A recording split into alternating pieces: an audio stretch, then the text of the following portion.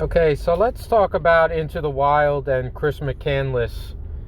This is a really fascinating story. Chris McCandless graduated from college in Atlanta, and afterwards decided, without telling his family where he was going or what he was doing, that he was going to take some time, travel through the United States, a little bit into Mexico, through Canada, and into Alaska, where ultimately he was going to try to live out on his own, live off the land, live by himself without any assistance. I'm going to take a different look at this story from what's often been told. And what I'm going to argue is that I think it's important to remember that Chris really, in a lot of ways, I love the story, and I appreciate what he was trying to do.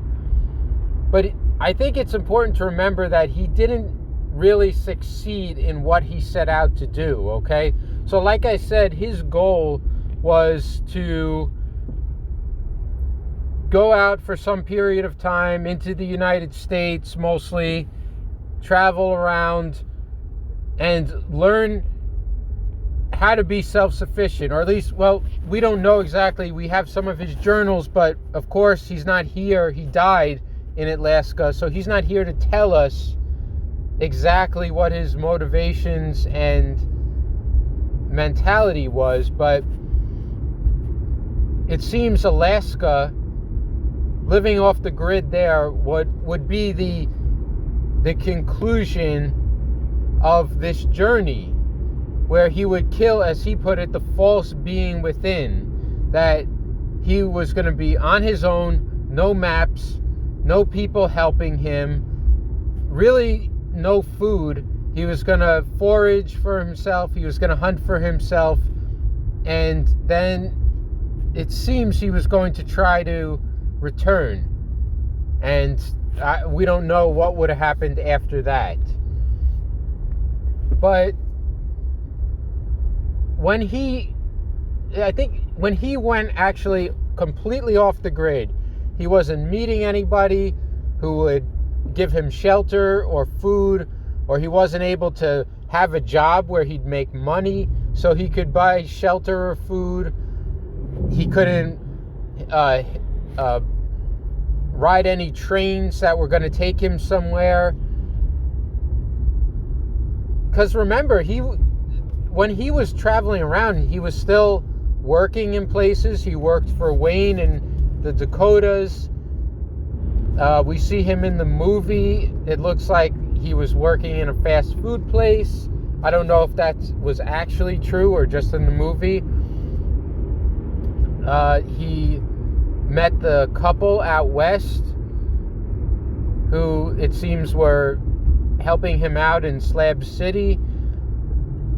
So, he wasn't really living off the grid then. He was in some ways still connected to the society that he believed he was running away from. So what we see is that when he actually went out to Alaska, he really didn't last that long. He didn't know how to hunt in Alaska. He died a horrible death. It's really important to remember that. He didn't just die like, even one day a bear killed him or accidentally got shot by a hunter. In 1,000 feet, keep left to stay on US 19 South. That's just my GPS. Ignore that. He starved to death, and from what I've read, it's really a bad way to go. And so when we look at that, keep left to stay on US 19 South. When we praise Chris, and that's okay, because I really admire a lot about him. Continue on US 19 South for 1.5 miles. But when we look at the story, remember that's a big part of it too. He yes, he didn't graduate from college and just do what a lot of other people do and go get a job and follow the conventional boundaries of society. But what was the price he paid for that? Because after 2 years, after 2 years of preparing himself for this, hitchhiking, living out west, living, on very meager rations and money, he was dead in a few months in Alaska. He couldn't even find his way to that, supposed there was a bridge for him to cross the river. So what does that say? Like, he really couldn't kill completely who he was, or he wasn't ready yet to do that. Even after 2 years, maybe it would have taken 5 years, maybe it would have taken 10 years, but clearly there was something lacking. Yes, he knew how to hunt. He learned how to use a gun, I believe in the Dakotas, and he had a gun in Alaska, but the game he was shooting was not enough calories to replenish the calories it was taking for him to go find that game. And then, of course, there's the example we see of the moose in Alaska and how that was devastating for him. In So, a quarter mile, take exit 48 from I-285 toward Augusta Greenville. sorry about that. So really, yeah, let's just keep that in mind. I'd love to talk more about this great story. Maybe I'll have a long form video about it. So stay tuned.